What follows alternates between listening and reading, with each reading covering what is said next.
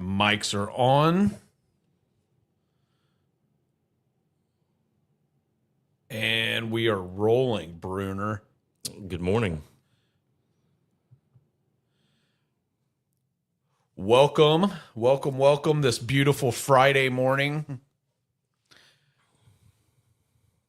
So what's happening, Brunner? We finally got Josh on the show. He's avoided for like 3 years. Yeah, usually I hear these from the next room. Yeah. And so what's happening? Not much.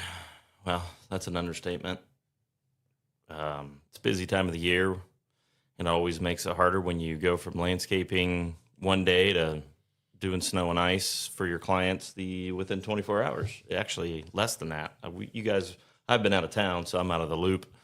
Yeah, a little bit. I know that we were doing landscaping and mulching on Friday.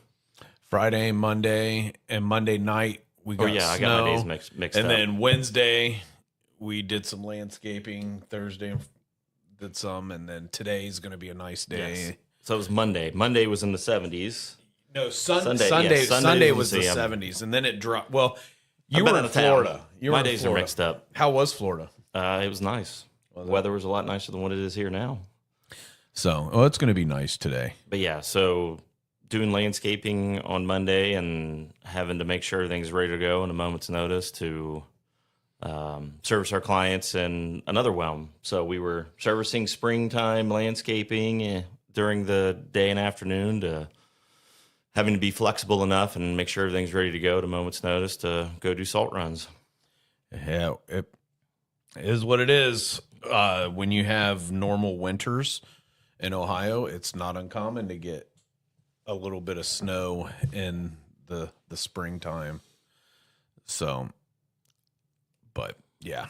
So today we're going to discuss, and the reason we have Josh on is we're going to discuss the different things that he does to prepare the equipment. He's going to talk about the maintenance on turf equipment, the maintenance on chemical equipment, and the maintenance on landscaping equipment.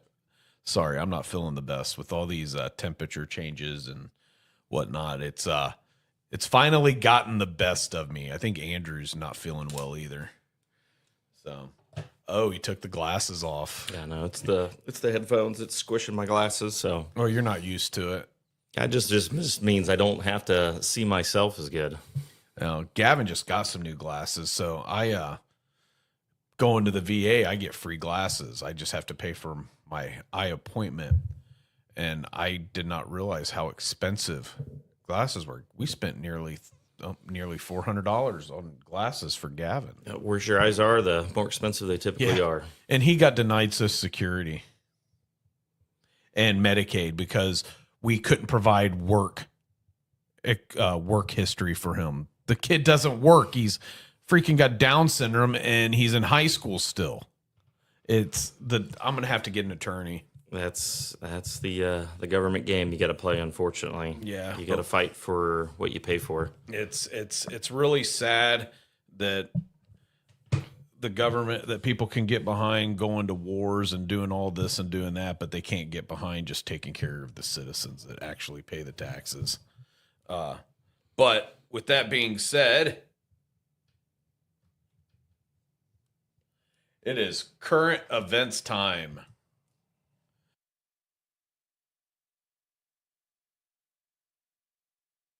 I remembered. All right. So today, Josh, we have some really good current events for us. As Daytonians, it's really exciting that Chaminade Julienne just won, I believe, their 4th state title last weekend, and Fairmont girls won their state basketball championship. The theme is praying mantises. See that? Congrats, ladies. Congrats. Yeah. The Fairmont, so I was watching the highlights. They were down by 3, and buzzer was getting ready to go off. Their star player heaved it up from midcourt, and it went in. And then they came back and just dominated in overtime. That's one way to win it. Yeah. And then this weekend, Trotwood has a chance to win the state title. West Carrollton is in the same division as Trotwood. Yes. So it's nice that somebody out of our bracket actually moved on. West Carrollton got beat by New Carlisle, and I think it was Tecumseh. I think that is New Carlisle, but Tecumseh. It's Tecumseh School. That's where my mother did some of her schooling at long time ago. Well, all of the Native American named schools. So you got Tecumseh and then Tippecanoe. How they got Tippecanoe, I don't know. They literally tipping canoes. But that's how I used to think of it. I just know Tecumseh that's where my mother graduated. Well, I never got to go to it. Did you ever get to go to the Blue Jacket thing that Xenia used to have? We did that in elementary school. I remember doing about a whole month, and it was one of the more exciting events that we got to partake in school. We built teepees outside in the playground. We got to stay the night at school. It was, as a child at that age, you're pretty stoked to do it. It was fun. Sunwatch was always cool. Probably not the funnest for the adult chaperones and the teachers because they had to wrangle all of those kids through all day long, through the evening and into the night. It was pretty hard to sleep that night. I know that. We were all excited and running on adrenaline. So, but yeah, CJ girls and Fairmont girls won is a state championships for basketball. Next up, we might have had some snow, little flurry icing event on Monday night, but last Sunday, Minnesota and Western Wisconsin got 24 inches of snow. That's nuts. Yeah, I didn't see the final reports on those. Did they break a record for this time of the year? Or? I didn't pay any attention to whether they broke a record or not. I was too flabbergasted by saying, "Ha ha ha, better you than me," because if that storm would have came through Monday night like that, we would have been doing a regular plowing event right after doing mulching earlier in the day. And that would have been nuts. Yeah, I mean the preparation never stops. It would have just the only part of it being a pain in the butt this time of the year is that like I said earlier, you're landscaping, one day and doing regular spring services for our customers, and then it definitely throws a wrinkle into the system and production here when we have to prep everything back up. I think we have a really good system down, and guys are very dependable, and they got the knowledge that we can make that change pretty quick. But it's just for the aspect on keeping scheduling on landscaping. I feel like we're definitely a little behind this year. We got a late start due to we had that one storm, and then we had just a week's tons worth of rain. Yeah. And here we are getting behind to get again. So we'll get through. Like I had an we always interview do. today. I had an interview today. I've got 2 more to schedule. We have more staff on landscaping than we've ever had going into the year. Last year we only had 5 folks counting Matt. Right now we have 7 folks counting Matt.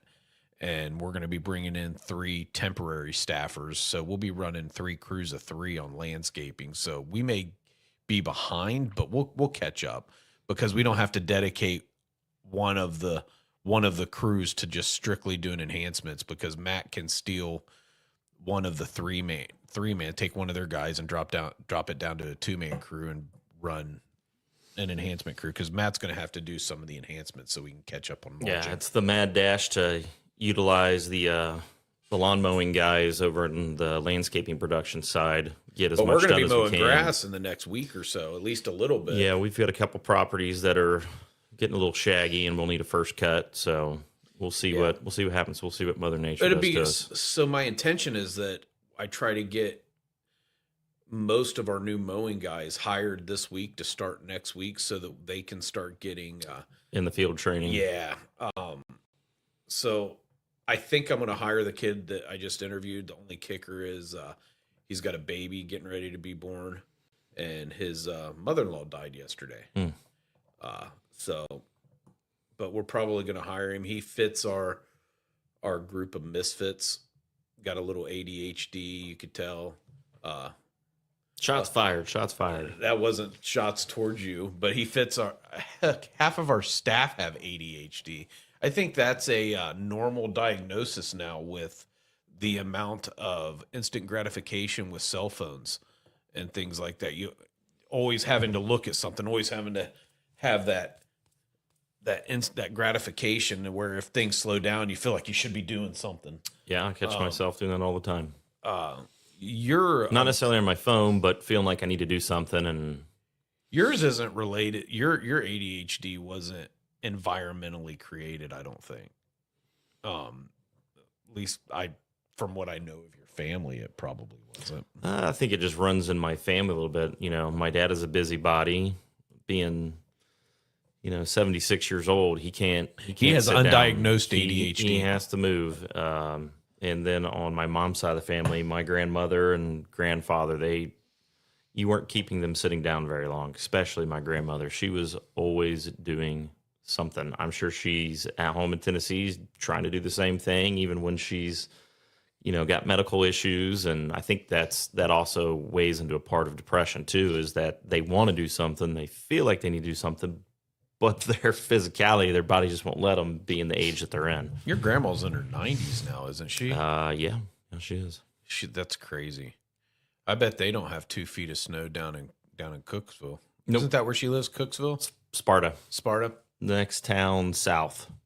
So, but yeah, Minnesota and Wisconsin, and it wasn't just snow, it was an actual blizzard conditions. They had the wind, the lack of visibility, and the snow. So it was, they got it. So we're going to move on to something a bit more somber. It's been a while since we've had this, but we had 6 airmen die in a KC-135 fueling plane on March 12th in Iraq, and 3 of those 6 airmen came from the state of Ohio. So what's your thoughts on that before I do a little moment of silence on them? I haven't looked into it much. That's just being that I do have ADD. I have to mitigate what I shove in front of my face. Other words, I'll keep reading, and then it'll distract me from other important things, and being married and having a family with kids. And then this time of the year, there's a lot going on with working around the weather, making sure all of our equipment is up and running, and then while we are using and mitigating any breakdowns, and helping the crews out where I'm needed. So no, I saw the headline, but other than that, I didn't see exactly what happened. I just heard that there was an investigation into it, like they normally do, to see what happened and why. Yeah, I don't know if I trust any of the investigations anymore. I don't know what I trust anymore. You get social media, you just don't know what's real and what's not anymore. And then on the news, you get one side that spews all of the facts that defend the president, and then on the other side, you get a bunch of so-called facts that go against the president. There's nothing neutral anymore. Yeah, it can be pretty hard to, see the sky through the grass sometimes, and seeing what is and what isn't factual. And then sometimes it's just, you have to spend hours and days sometimes to figure out, the true story. So it's most people don't have time to do that, and you can get baited into the trap of just following the headlines and what that one person is saying, and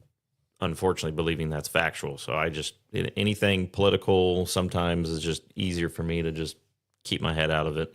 The one stressful. Yeah, boy, is it. The one social media thread that I do catch that seems to be pretty non-biased in his headlines is the Hodge twins, because they'll spew stuff that supports the president, and then they also spew stuff that doesn't support the president. And then you just have to take what they throw, what their headline is, and kind of research and see what the truth of it is. I'm also finding I used to be able to look at foreign news, but now because of, and it's a fact, because of some of the rhetoric that our current administration has spoken about foreign leaders, their news stories now are completely, whether what we've done is good or what we've done is bad, completely anti-America. But with that being said, as a soon-to-be pastor, I think my focus is here locally. Yeah, there's a lot of perspectives and people's opinions that are out there, and the other thing is once you delve into getting to know a certain world current events or whatever, or even national events, it's every day there's something else It changes.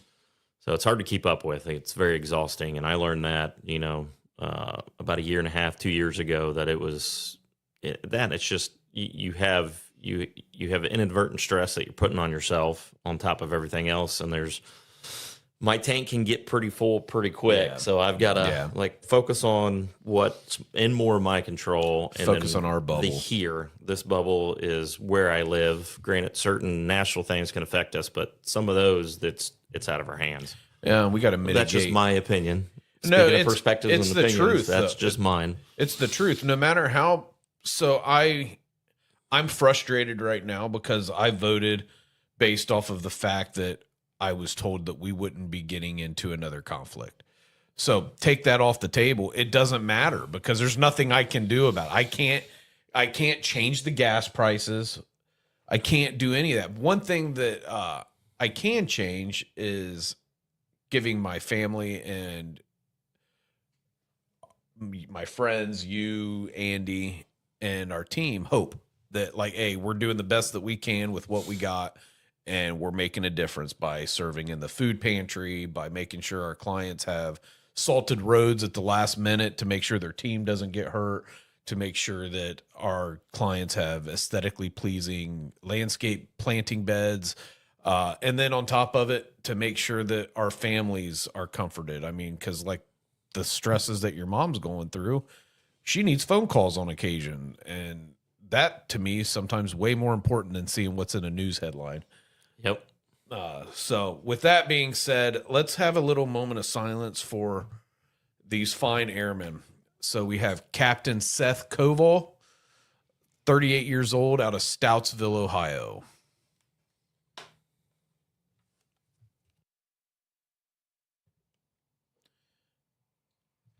We have Captain Curtis Angst, age 30, out of Columbus, Ohio.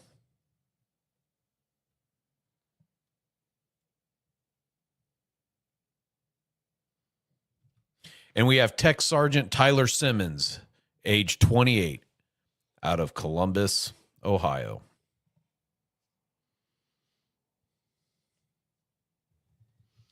Gentlemen, thank you for your service. God bless, rest your soul. And thank you for your family for allowing you to sacrifice so that we could be free, regardless of what our opinions are of different conflicts. So that's not just those individuals that died. It's very hard for the families, because the families are going to continue to deal with that every day, probably for the rest of their lives. And if they had families and they have young children, it's a big trickle down effect, and that definitely tears on my heartstrings for their, moms, dads, aunts, uncles that are surviving them, and their kids that now have to go through life without that parent. That's, as a parent myself, and as you as well, that's always heartbreaking. It's never good news. It is, but as a veteran, I was prepared to give my life. That's what veterans do. That's what makes veterans so special. Oh yeah, 100%. I mean, they knew what they signed up for, and they knew the pros and the cons to doing it. And I don't fault them for making that decision. That's the decision they wanted to make. I mean, there's lots of things in careers that you can choose where some of us put our lives on the line for fun or just regular day-to-day jobs. Well, we have local heroes. There's no different protecting Americans. We have local heroes. You get cops, firemen, paramedics, nurses. I mean, it throws me off that people don't put doctors and nurses as like local heroes when it comes to like first responders and stuff. I mean, look at emergency room physicians and nurses and some of the dangers they have, like with violent criminals that there's come a lot in of occupational hazards. So with that being said, to all of our veterans that are still living, thank you as well for your service. And we are going to jump in to our show. You like your photo? I do. It doesn't have, you have no teeth. I have no teeth, and I look a little younger. There's not much gray there anymore. There's no gray. That cartoon has not aged at all. So today we're going to talk about how Brunner's completes equipment maintenance. And our first task is we're going to discuss turf equipment maintenance. So tell me, Josh, I handle a lot of stuff here, but we have finally reached a lane that I don't know much about other than purchase orders and give me money.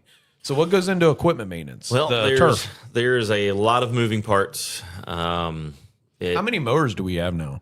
What is that, 16? I think 16. Well, not including our walk-behind push mowers. Luckily for me, those don't require much maintenance because we phased out our gas-powered push mowers to all-electric powered. That has definitely been a thorn in the side for, ever since I can remember cutting grass with my dad when I was 9 years old, cutting the front yard. So, I don't even know where to start. My head is currently swimming with all the stuff that we still need to get done. Just little things mainly. It's all, everything's easily accomplished. It just can be tedious, and then documenting everything. And then if it's a maintenance issue that also needs to be addressed with the team, it could be something that, they're not doing properly, or just kind of forgetting a step in their training. Such as? I would say mainly just visual checks, the main part, and then just, treating them with care. It can be, we have a really good group of guys here, but,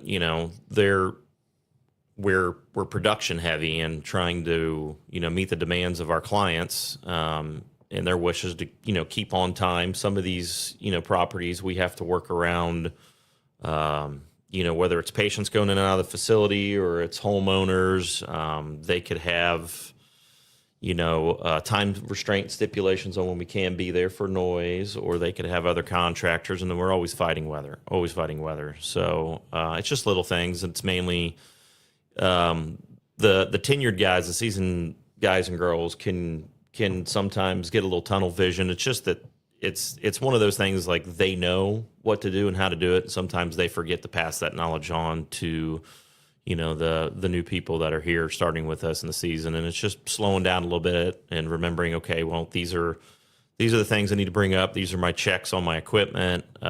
So with that, on the checks on the equipment, what level of what are the biggest things on, say, a lawnmower that you have to keep up on to get prepared for turf season? So this time of the year, we're finishing up kind of some odds and ends. Over the winter when we had the time, we were doing the basic winter maintenance, which is all your fluid changes and filters. The engine maintenance in the drive line is a big one there.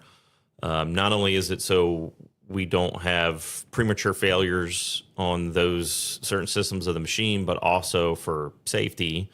And, if you got an engine leak or a hydraulic leak, not only is it a pain in the butt first to deal with, and it can cause a failure of the machine or create a safety issue with the team, but also, on the client. You could have a oil leaking on the turf, which would kill the turf. Everything is centered around making sure that the operator is safe, the equipment is running properly, and then, make sure that the end result of, maintaining the turf that's what we do here at Brunner. So all of those are all pretty much work in tandem with each other. So, like, on the daily side, visual checks is a big one that they need to do.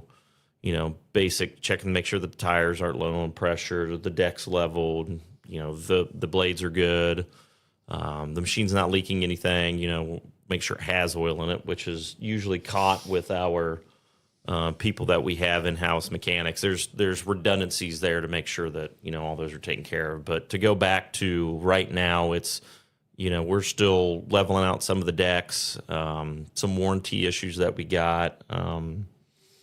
Two-cycle equipment's the same way, making sure the functionality of the safety things are there, and that they just, typically run properly. And then making sure that those maintenance intervals are hit in a timely manner. So production heavy. Echo or steel?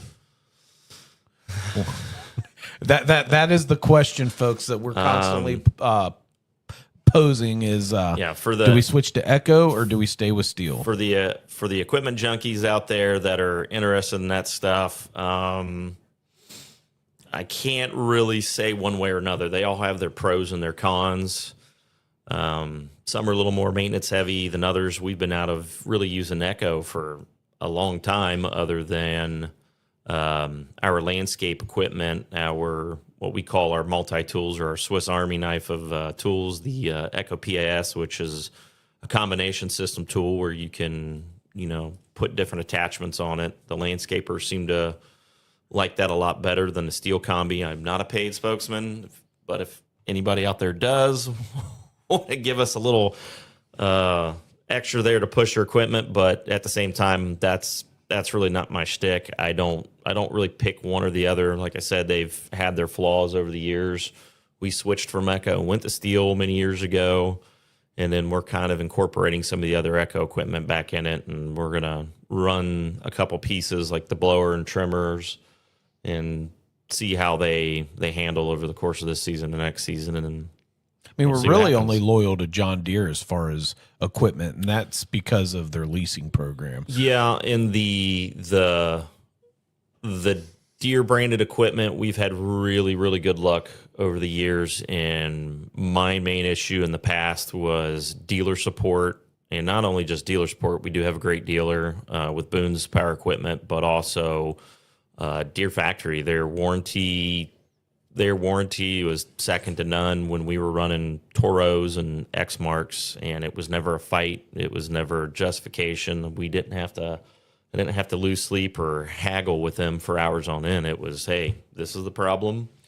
And they were very, very forgiving on their warranty window on either hours or how many years. If it's a known problem, all I have to say, hey, this is a known problem. We communicate about it, and it's taken care of. Oh, awesome. So our next topic is chemical equipment maintenance. So let's talk about the Ferris. How hard is it to maintain that? Actually, it is fairly easy to maintain on maintenance interval standpoint. I'm actually working on it now. It's funny you mentioned that. We had it's called a gate control. It's the flap on the underside of the hopper where the granular chemical goes. Normal wear and tear item. Their cabling and the cables, just like on some of our other equipment, they'll corrode and they'll break. But other than that, the actual upkeep on it's fairly simple. We've had some headaches with it. That was covered under warranty. But yeah, it's definitely been my beast of burden over the past couple of years, getting that thing to stay running. We'll probably get another one for next year since we now have 2 chemical techs. We'll probably have to get another trailer. Probably have to get another truck. Yeah. But I got a lot of calls this year on if we did turf treatments just by itself. It's definitely a realm that, business speaking wise, that we could venture more into, and I think it's just a matter of timing. We've always been pretty good at not jumping into something that we don't feel that we could service a client 100%. Right now we're at about capacity, I would say, with what we have. It's definitely an add-on service that we started getting into with our clients that we have.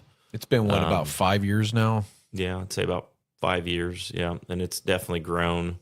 And it's not to toot our own horn. It's kind of easy to grow with us being intuitive of what the client needs and always delivering on our customer service. So, well, and I could take every single gripe that I may have with one of our chemical techs, but Ryan really knows the agronomy when it comes to weeds and some of the grasses. He's gotten really good at that stuff. Yes, he is a very particular and dedicated individual, and then also that we wouldn't have this today without vendor support. Our vendor support has been lights out.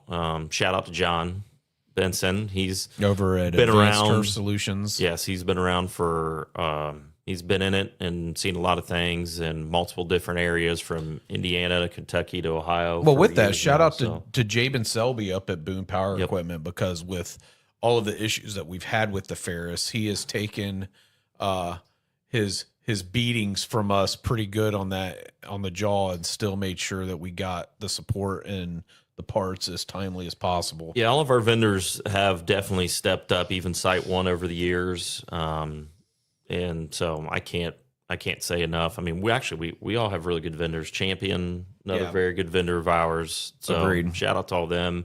We could not service our clients without our vendors. Period. Agreed. Everything we use is tools or chemical and product. So as of today, the Ferris, what is it? A Pathway?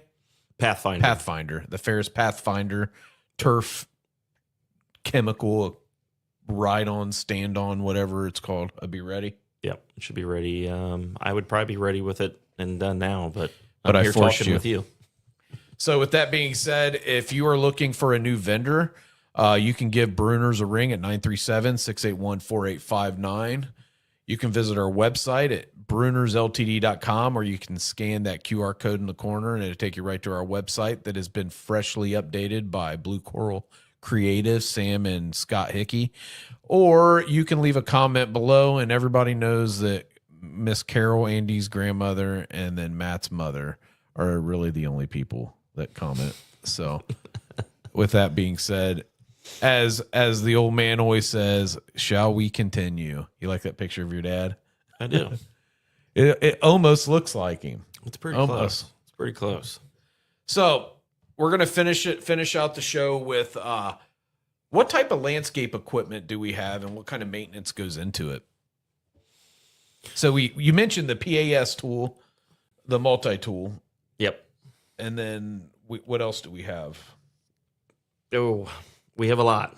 And there is a lot that goes into making sure they are in tip-top working order, whether it's for safety or functionality.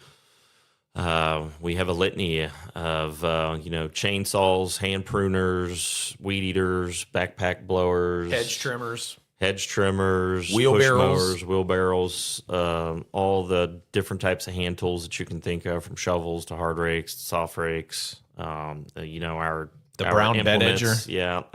Is that fixed yet? No, not yet. The Bobcat or MT100, our John Deere 4 Series tractor, I think Smart Gate. Yeah, Smart Gate, our trailers, whether the regular utility trailers or dump trailers, our debris loaders for leaves, that they are sitting nicely tucked away in their summertime, winter, spring, summer hibernation. Their hotel room upstairs. Yeah, all of our plows that have been serviced and are put away. Our salt boxes are not put away quite yet. I don't know if I'm going to completely bury them and putting them on their summer resting place just yet, because you never know. So what's going on with that brown bed edger? And I currently don't know. It was running when we put it together and we bought it, and sure enough, it decided it was not ready itself for springtime bed edging. So we'll see. It could be something very easy, or it could be something very hard. That's the name of the game with equipment. That's why you get equipment that you have good dealer support and factory support as well. So a good thing is it didn't even get used in the dirt yet. No, it did not. Didn't make it that far. So they know it wasn't us. No. And you'll have that. I'm going to give them a little bit of grace, and we'll see what the outcome is, because you can get a brand new $50,000 skid steer and go to use it, and something might break, and it doesn't matter what brand it is. Sometimes things just happen. I do notice, like, every spring, wheelbarrows constantly changing out handles, going through and taking old ones that are rusted out that aren't going to work anymore, taking those handles, putting them on new ones. And I think this year we bought like 4 or 5 new wheelbarrows as well.